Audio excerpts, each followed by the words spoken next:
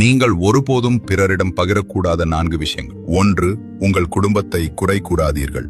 அது அந்நியரிடம் என்றாலும் கூட. நீதிமொழிகள் புத்தகம் சொல்கிறது, தன் குடும்பத்துக்கே தீமை செய்யும் மனிதர் காற்றையே பங்கை பெறுவார் என்று. குடும்பம் என்பது உங்களின் அடிப்படை. அதை படிப்பது உங்கள் வேர்களை வெட்டுவது போன்றது. 2. உங்கள் திட்டங்கள், கனவுகள், எதிர்கால முயற்சிகள் இவை அனைத்தையும் எல்லோரிடம் சொல்லிவிடாதீர்கள். நாளை எனக்கு பணம் வரப்போகுது, இதெல்லாம் நான் வெற்றி பெறப் போகிறேன் எனச் சொன்னால் சற்றும் சந்தோஷப்படாமல் பொறாமை கொள்ளும் மனங்கள் எழுந்து உங்கள் ஆசைகளை தடுக்கச் செய்யும் வாய்ப்புகள் அதிகம். 3.